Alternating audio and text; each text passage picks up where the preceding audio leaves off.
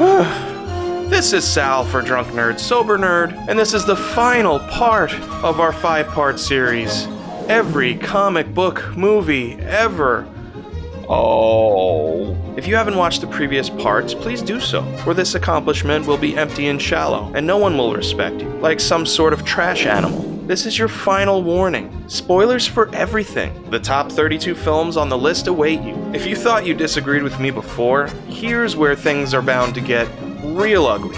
Let's do this, starting with number 32. Okay, this one is complicated. While I get that it might have been tough for people unfamiliar with the graphic novel to fully grasp everything going on with the plot, partially because they were distracted by a big blue dong, first off, I can't recommend the book enough. And fans of the book understand how monumental a task it would be to turn this thing into a film. Somehow they did it here and stayed true to the book, with a few exceptions I'll come back to in a sec. They used the actual book as storyboards, and some of the casting choices are so perfect, especially Rorschach. And yes, I do choose to watch the Ultimate Cut because it's the complete version, since it includes the Black Freighter story, even if it feels a little shoehorned in. It may be 3.5 hours long, but it's honestly never dull. My minor complaint is that not enough time is spent portraying how deeply flawed its characters were like in the book. And my major complaint is how they changed the ending. Without getting too into it, I just think they sort of missed the point of the entire plot by changing it, and you've come this far, why not just go all the way? But I try not to let that take away from this film. It was an incredibly bold project for no major stars being attached, and yeah, don't care what you say, Watchmen rules. 31. Fish out of water origin story? Check. Underdeveloped villains? Check. Laughably bad ending with boring, meaningless CG bullshit that makes you sleepy? Check. Equality achieved, ladies. It may take a page from the Marvel formula, especially Captain America, but it does not take the whole book. It instead focuses on its own message of kindness and helping people, veering away from the negative, burdened, murdery superhero stigma. Gal Gadot's acting limitations are sometimes evident, but she has a wonderful presence, and she is used appropriately here, playing to her strengths. Maybe it isn't so much the acting, but the Deanna Troi meets Borat accent, but I don't mean to shit on her, she kicked ass. My wife! Wonder Woman was a pleasant surprise. It was well written, had truly excellent production design, and it was a blast to watch. Finally a hero for little girls to look up to. No, not her. Her. 30. Matthew Vaughn is an awesome director. He injected new blood into the franchise that was so fresh, Bryan Singer came back to suckle off it like a vampire for years. Placing the X-Men in the 60s with the Cuban Missile Crisis against the Hellfire Club, such a cool idea. We finally got some color in our costumes and are given an exciting young cast. The casting here is just inspired. Well, mostly. And none more important than the two characters that anchor the series. James McAvoy is one of my favorite actors, but this was Michael Fassbender's film. Which makes sense since the script started out originally as his solo film, X-Men Origins Magneto. Also, I loved Kevin Bacon as the film's villain. Having to do a second prequel after the last one stunk so bad. Go fuck yourself. And doing so with mostly second-tier characters because all of the others had been used already was a hell of a challenge. I'd love to see what Vaughn could have done with a fresh reboot, free of the constraints. 29. Shazam was an unexpected joy to watch. It does get cheesy and even hokey at points, but it owns it. It's sincere about what it wants to be. Going in, I thought, big with superheroes, annoying kids, and a shit villain. Nope. Teenage boys are horrible. Trust me. I unfortunately was one. But these guys are great, and Zachary Levi is awesome and believable as one of them. And Dr. Savannah had legit reasons to go bad. The wizard Shazam is a complete dipshit. Pulls him out of his horrible life, teases him with power and salvation, tells him he's not good enough, and then dumps him into an even worse life without ever thinking about what he caused to transpire or how this might affect a kid. You're a wizard, erase his memory or something, dick. Then he picks a very flawed Billy Batson as his hero anyway out of desperation. I'd be pissed too. So yeah, well done. I'm by no means saying it was a masterpiece, but so fun, from beginning to end. 28. Guardians 2 is in one word, more. I'm gonna make some weird shit. More everything. More of the same action, humor, emotion, and heart that made the first one so successful, but all that more made the film seem a little disjointed. Don't get me wrong, it was great. Some deeper character development fleshed out our heroes a bit more. The addition of Mantis to the team was perfect, and speaking of perfect, I'm your dad, Peter. The movie just wasn't as smooth as the first one, but it was still strong as hell, and I can't wait to see more Guardians. 27. Who would have thought that an R-rated film with a fourth wall breaking anti-hero in a ninja gimp suit that covers the star of the film's face 90% of the time could be so successful? Deadpool is so great whether you're into the comics or not. Just a truly unique character. So it's sad that superhero movie fatigue may have hurt the sequel since it came out just before Infinity War. It's so different than every other franchise. The casting is spot on and Josh Brolin's awesome as Cable. Not every joke lands and it's not as tight as the first one, but damn, this movie gets funnier every time I watch it. 26. Ant-Man came at the perfect time. The MCU felt a little bloated after Age of Ultron, and 2 months later we got this small, wonderfully adorable heist movie to reel it all back in. It was never just a heist! Audiences just could not fathom an Ant-Man movie being at all interesting at the time, but once again, Marvel just keeps proving them wrong. It's almost like Kevin Feige is just taking drunken bets now on what they can make a hit movie out of. Sure, it was a little derivative of Iron Man, and it had the Marvel cliche bad guy problem, but it all just worked. 25. At the time of its release, Spider-Man 2 was my favorite comic book movie. It covered a huge canvas of themes like sacrifice and responsibility, told through so many different tones, from comedic to dramatic to classic Raimi horror scene. This is all somehow cohesive and fun at the same time. Some parts don't necessarily hold up for me, character motivations don't always make sense, and the pacing tends to strain the story at times. It certainly could have benefited from being 20 minutes shorter. That said, solid villain, dense plot, earned payoffs, and a hero the audience can identify with. Kinda. 24. X2 is a perfect example of how a sequel can grow into new territory and ultimately be a better film by getting the origin and introductions out of the way in the first film. It was daring and energetic and delved deeper into the social themes that are the X-Men hallmark. When the comic started, it was a commentary on racism, discrimination, and bigotry in our society. By the time the movies came along, they struck a similar chord with the LGBT community. Have you tried not being a mutant? This film embraces this tradition while telling a kick-ass action superhero story at the same time. Wolverine had goofy fucking hair in some of the scenes, and look, I love Halle Berry. She's great, but her acting in these particular films, pretty bad. Professor, can you hear me? You've got to stop Cerebro now! No. This one is a classic though, and it ends on an uplifting message of hope. That is completely shit on in the next movie. 23. Here's a wild, subversive take on the gentleman spy concept, and it came out of fucking nowhere. No one was expecting this to be that good or perform as well as it did at the box office. It did both in spades. Dare I say, it's a perfect over-the-top action movie. It's having so much fun playing with its genre, and Colin Firth is goddamn amazing and has one of the most impressive holy shit moment action scenes ever. This is one of those instances when the film built on and, in my opinion, surpassed the comic. 22. How the hell did they make Captain America not lame? The reason all these characters work better for Marvel Studios is because they're Marvel's characters, and they have a vested interest in representing them correctly on screen and respecting the source material, because they are the source. Cap is treated with love and care, and it shows. The film establishes him as the heart of Marvel's movies as a whole. It's nostalgic, it's fun, and heartbreaking all at the same time. Agent Carter is still my favorite regular person character in the MCU, and I'd love to see more Haley Atwell. Hugo Weaving is exceptional as a character who on paper is just another generic evil guy. Red Skull is only interesting because Weaving makes him as much. As crazy as these films have gotten, I still see this little guy whenever Cap is on screen. I will do this all day. 21. Early reviewers and audiences thought The Fountain was hokey, which is why it made no money. Those people were, with all due respect, plain and simple. The Fountain is a beautiful and poignant work of art that was greatly misunderstood and easily my favorite Aronofsky film. It's about one character's journey towards accepting death while embracing spirituality and rejecting religion, and another character's desperation to transcend death. The score was impressive to say the least, constructed and layered with intertwining themes that speak volumes in their nuance and subtlety. Number 20.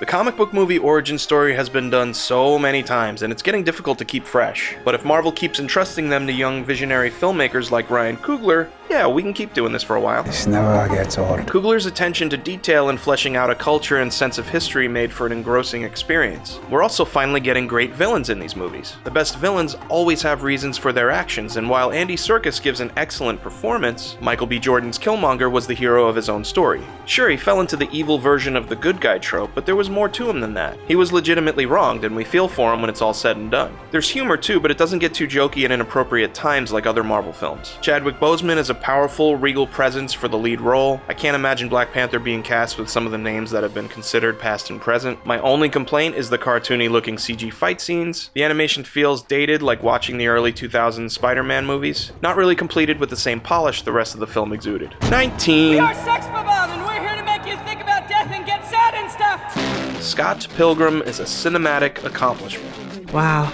It has its own sense of style. Wow. The music is ridiculously good. Wow. There's such attention to detail, and it's just an adorable film. Wow.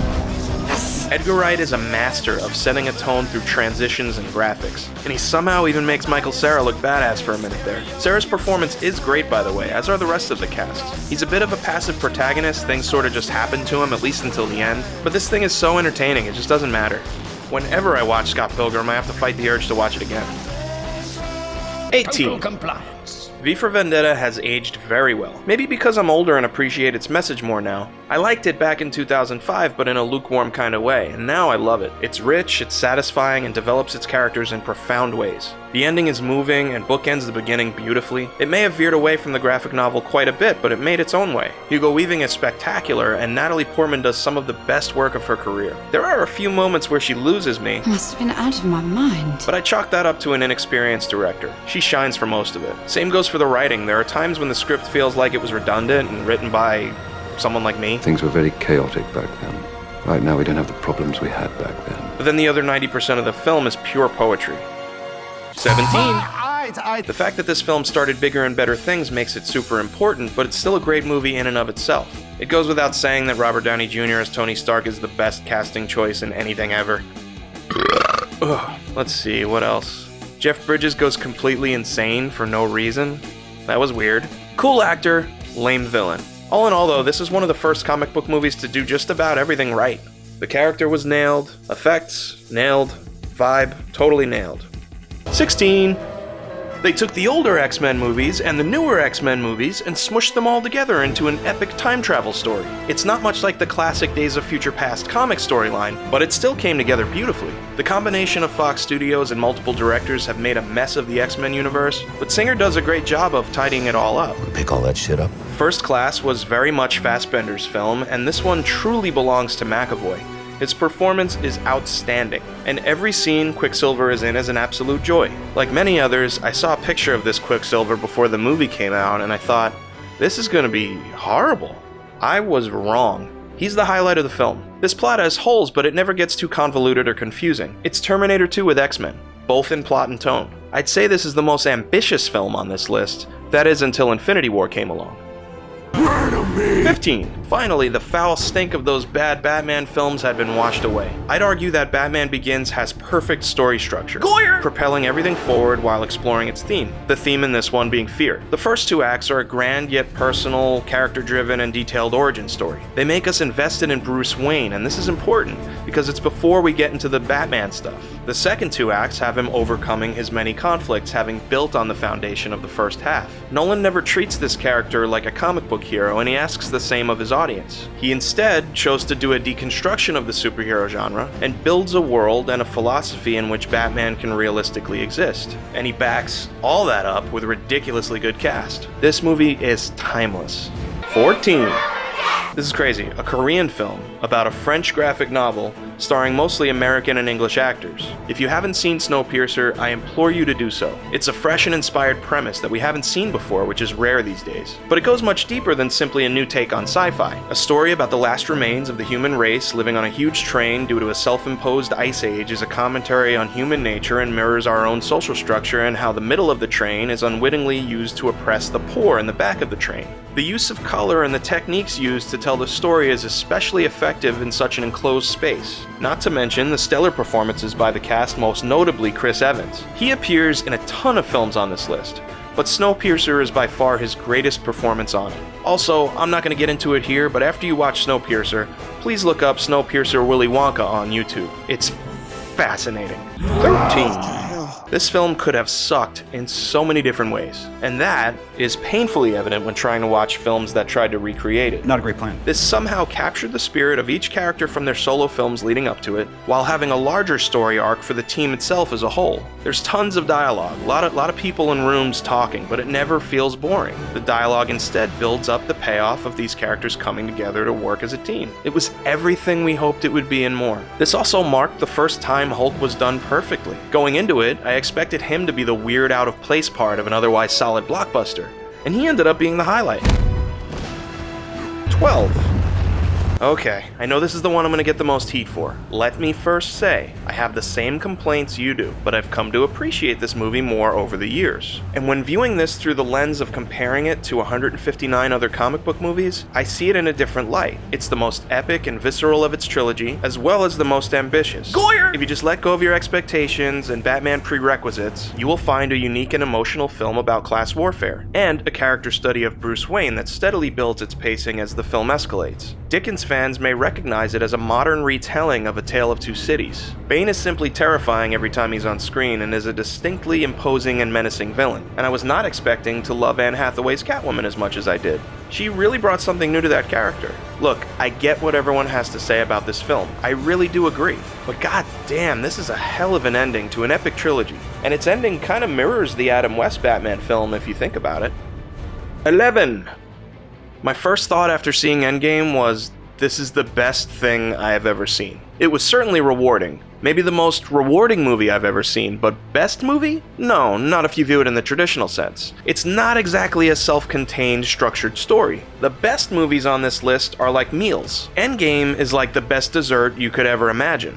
There were even times where it felt like a meal. There were some powerful moments, but they are the payoff of the preceding 21 films, and that's great. It was honestly one of the most exhilarating cinematic experiences I've ever had, and that's because I'm so invested in this universe. But it does not stand on its own as well as Infinity War does. It subverts the audience's expectations, but not just for the sake of it. Example, from the trailers, I thought Hawkeye's haircut would be the worst haircut. But then Captain Marvel got a shitty haircut, and then Falcon shows up with the worst high-line beard I've ever seen. See? Expectations subverted. But seriously, they pulled out all the stops if you follow these stories. Some viewers might have felt that certain parts went too long or were unnecessary, but that's because that scene was probably paying off something subtle that they weren't familiar with.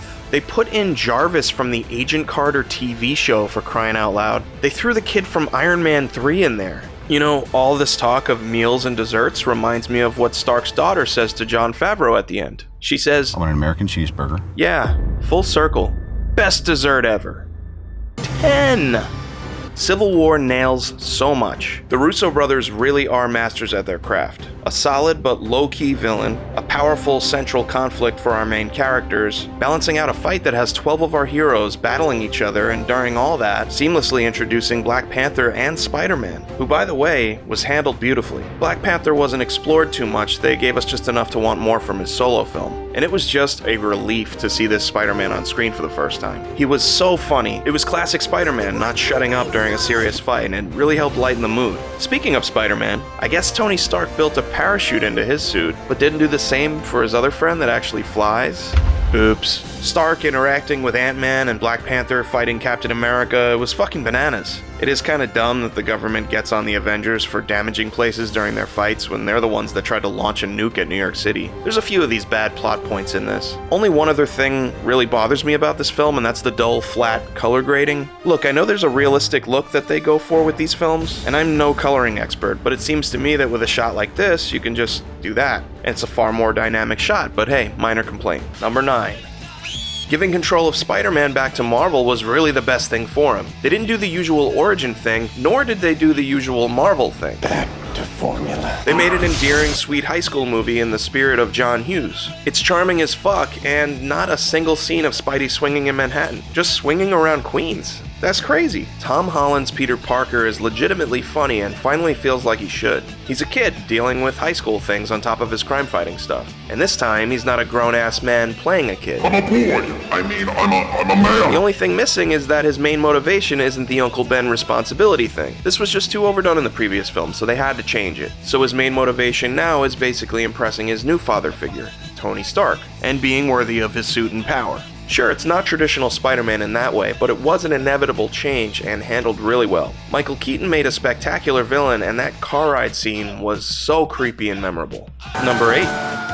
It was a gamble letting Taika Waititi take Thor into a different direction, but I'd say it paid off. It's nothing short of remarkable that Marvel tonally soft rebooted one of their major characters without disturbing their shared universe. I mean, it went from Shakespearean to having a score done by Mark Mothersbaugh. They also nail the villain with Cate Blanchett as Hela, which can be rare in a Marvel film, and its characters actually grow and change in the film. Thor deals with loss and finally overcomes his main obstacles to his character within his trilogy. Loki embraces who he is and truly redeems himself. Hulk even has a character arc, as does Bruce Banner separately. Valkyrie has a great arc. Even fucking Scourge has a damn character arc. This film is no small feat. At first it may seem to borrow some of its vibe from Guardians, but it has its own heart and humor. Piss off, Ghost!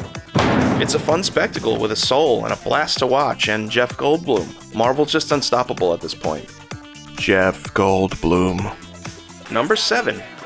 This might be the most refreshing, adorable, laugh-out-loud funny, and kick-ass film I've seen in like forever. Nearly every scene has at least one gag in it that pulls a 180 on your expectation of where that scene is going. This keeps the viewer on their toes at all times. And when you combine that with the fluid, vibrant, and wildly smart animation style, it feels like the film is constantly attacking your senses. When I hear myself describe it, it sounds like it may be overkill, but this film is balanced perfectly, proving so many rules in these movies wrong. In past Spidey films, it became a trope that too many villains are too much to focus on and it ruins the film. This film has 7 spider people and even more villains, but never feels bloated because it does it right. I can't say enough in this short review to do it justice and struggle to find something to even complain about. I reached hard. All I could come up with is, hey, how is Miles' dad the only cop around? Being the closest to calls in both Brooklyn and Flushing, as a New Yorker, I find this ridiculous, but like I said,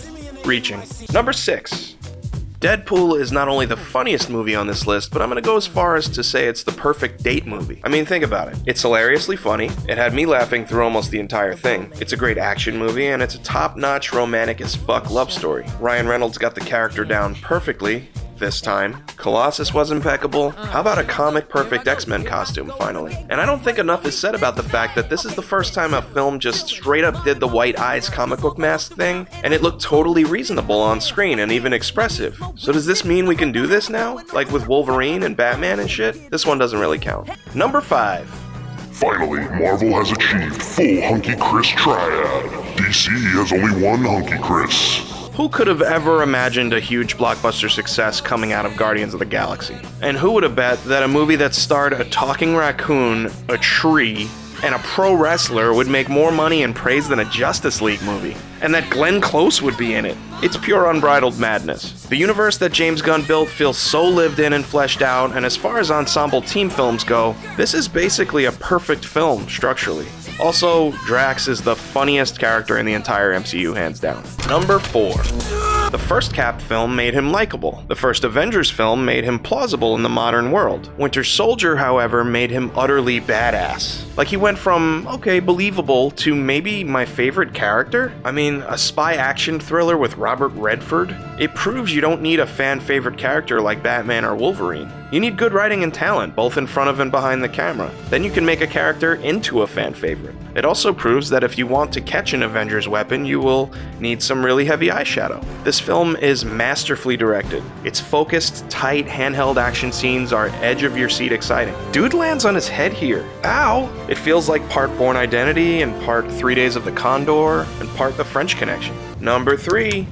All of these MCU stories have been building to this, and we all expected a fun popcorn movie clusterfuck. Only the logical and inevitable culmination of what we've seen before, much like Marvel's Defenders on Netflix. Something that wasn't as good as its individual parts, but something we needed to see nonetheless. What we got instead was a huge surprise. Speaking of Marvel's Netflix series, my favorite MCU villain has always been Daredevil's Kingpin. Here you have a character that doesn't see himself as evil, but must do evil things to serve what he sees as the greater good. He thinks he's doing his world a favor and is willing to make great personal sacrifices to do so, and then there's this little red asshole that would make it all for nothing. He was willing to give up his soul to help people, and he's the hero of his own story. They took a page from this with Thanos. This is his movie. We actually see his point of view, and we kinda care about him. He's the star here, which is mind-blowing that a purple monster man is the star in a film full of stars. On top of all that, we got our fantastic action-packed blockbuster where somehow all of our characters were serviced and respected. How the film serviced 40 characters and did not suck is amazing. And it's a miracle that this thing even exists, never mind how good it is. And this is just the first part. Yeah, there was no doubt that some of the stakes and losses we suffered will be undone in Endgame, but this movie should be judged on its own and deserves high praise.